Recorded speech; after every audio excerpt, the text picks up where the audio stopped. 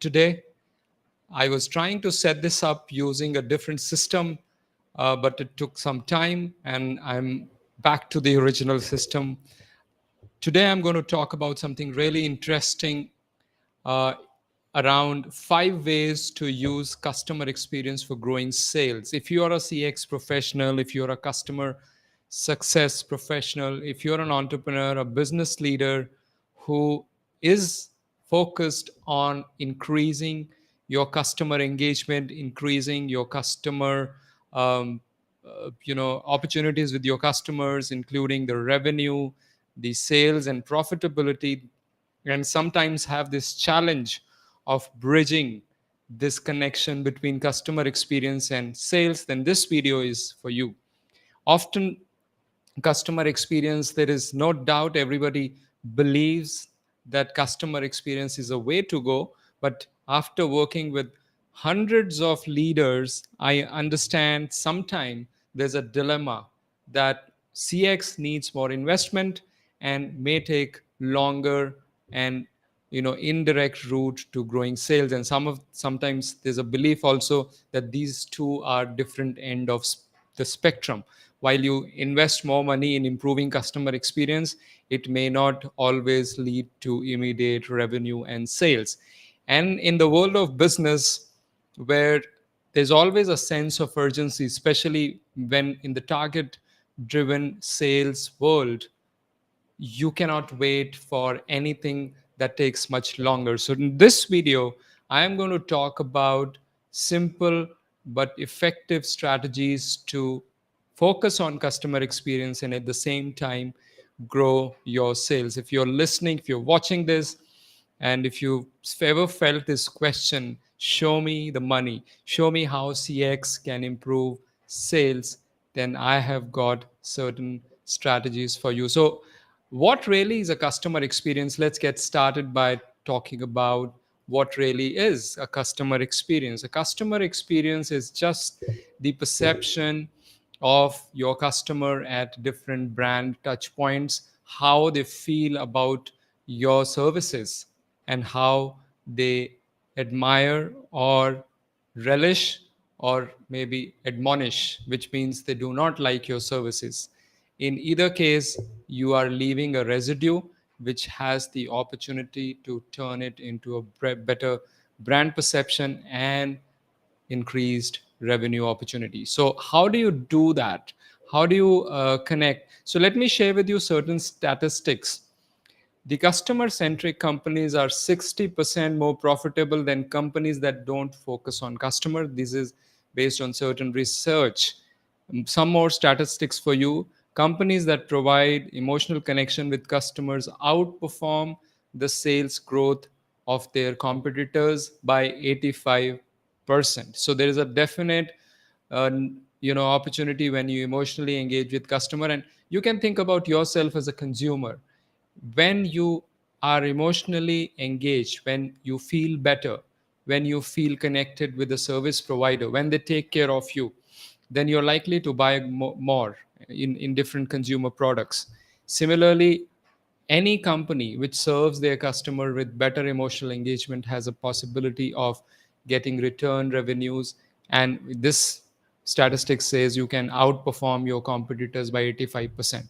Another stat is loyal customers are 5 times more likely to purchase again, and 4 times more likely to refer a friend to your company. So that's really powerful.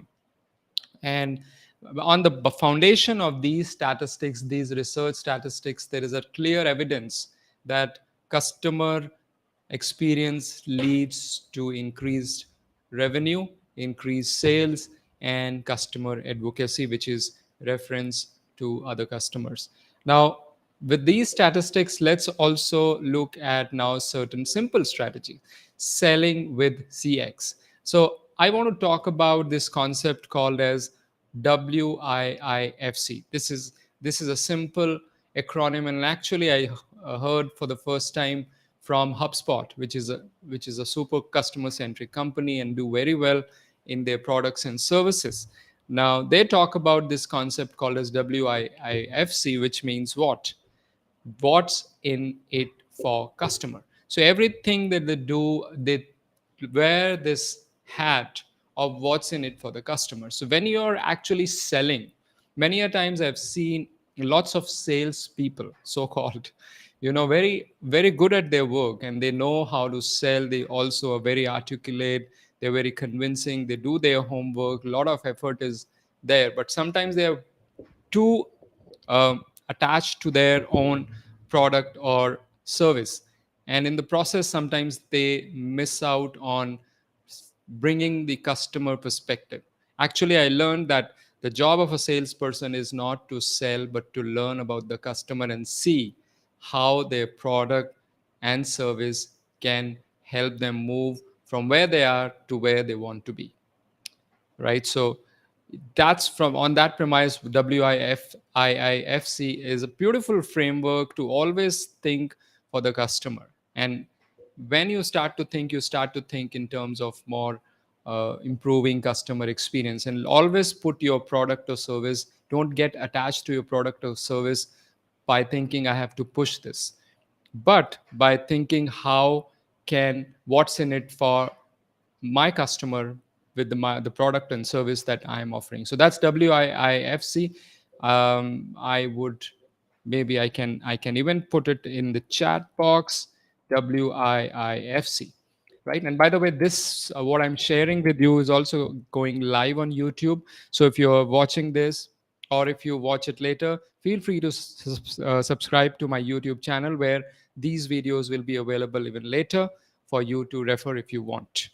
Okay, so next part of the framework that I want you to be aware of is using this ECG method.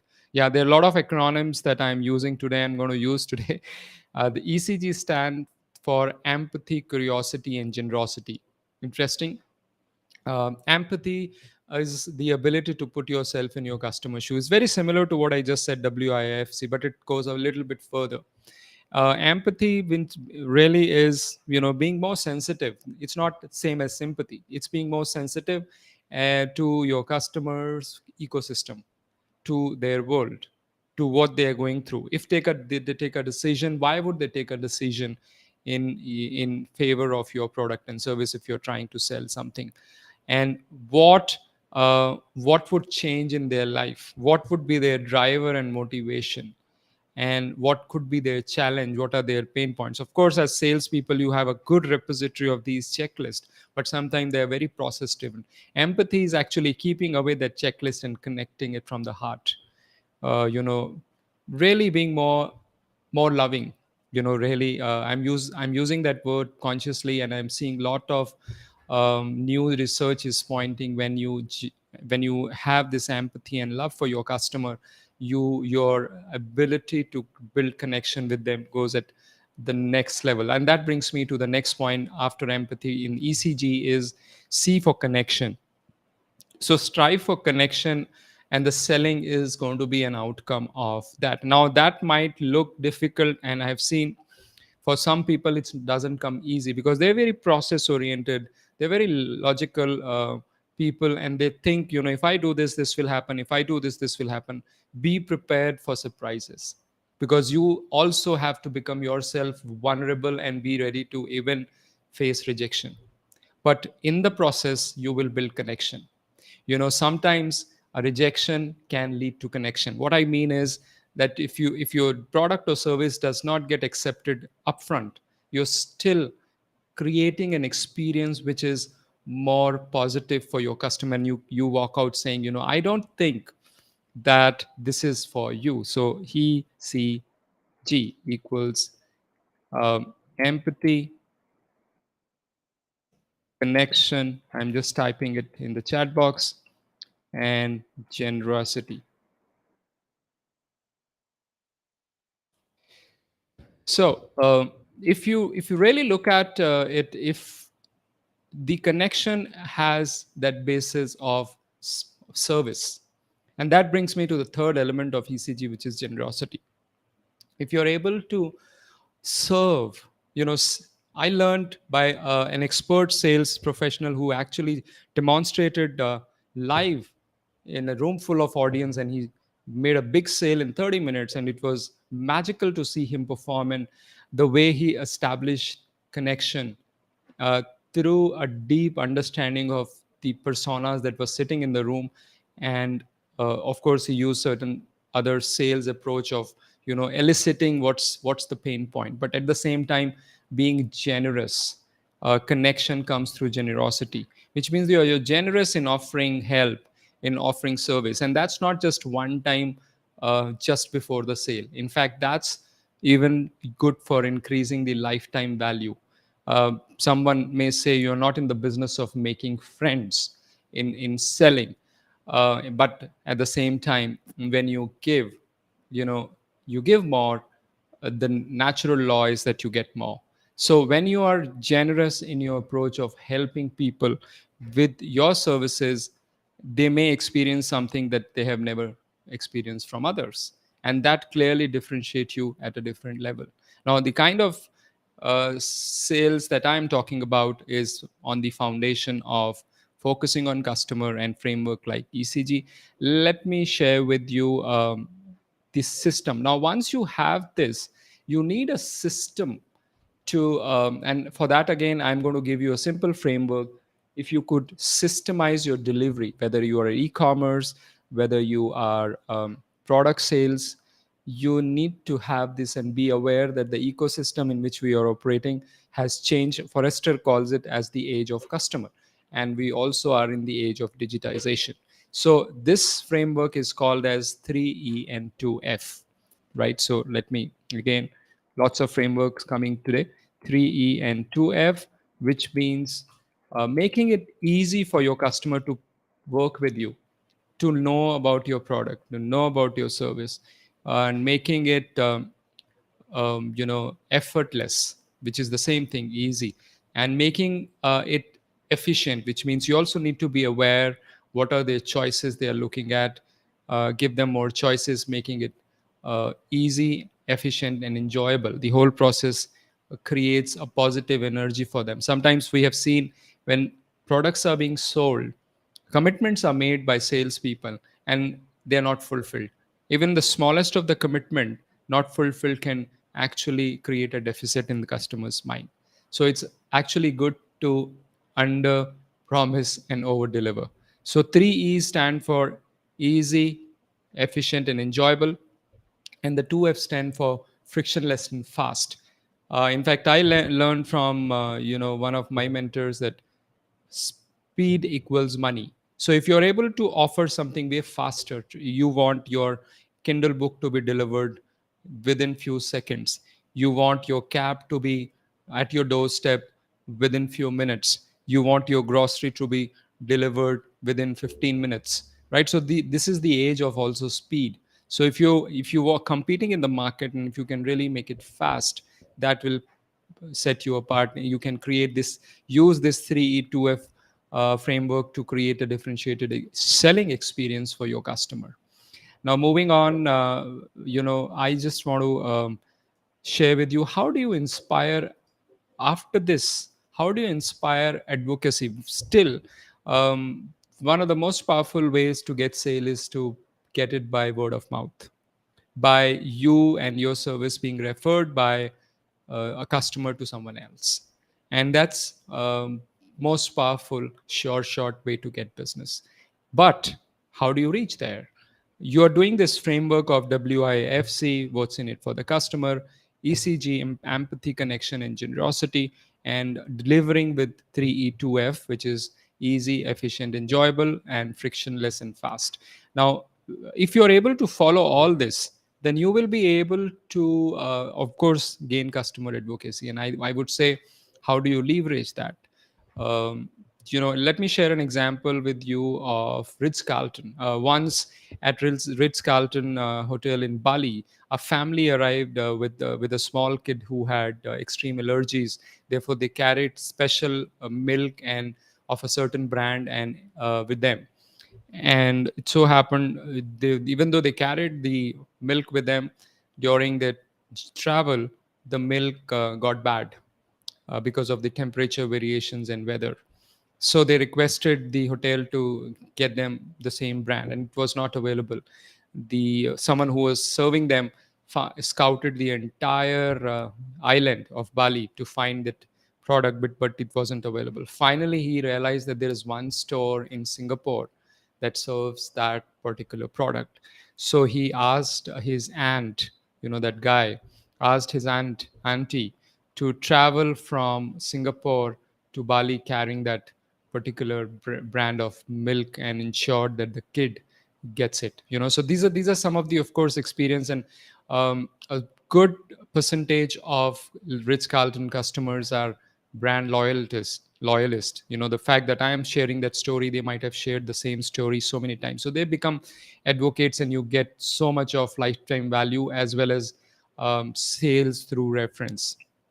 So you generate new leads with the referral system. In fact, I was actually talking to a doctor who's very customer focused, and my family just admires him for his service. And he's a dentist, and he when I learned, later on from experts, that doctors actually really go out of the way to serve and get these reference. And my wife had referred this dentist to so many other people, and they've all been benefited from his services and his expertise.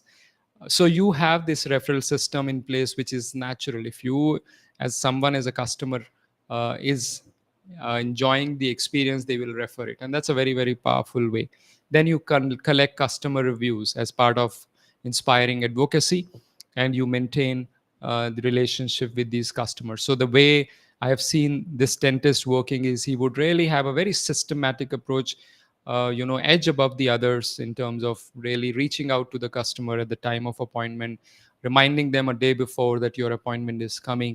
And if you haven't taken the appointment and they know that you were supposed to, they will even call and remind you, all in a very friendly, non-pushy manner, right? So these are the some of the examples. So I would say inspire advocacy, and when you deliver experience, only then you have the right to inspire advocacy. You can't just expect a high end NPS without um, delivering a great experience.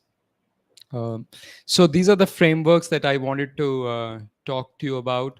And the last thing is actually building a culture where you're not in a hurry for long term. So, CX culture needs what? CX culture needs, values and beliefs which are more customer centric. So you need to build that as a fifth most powerful overarching element.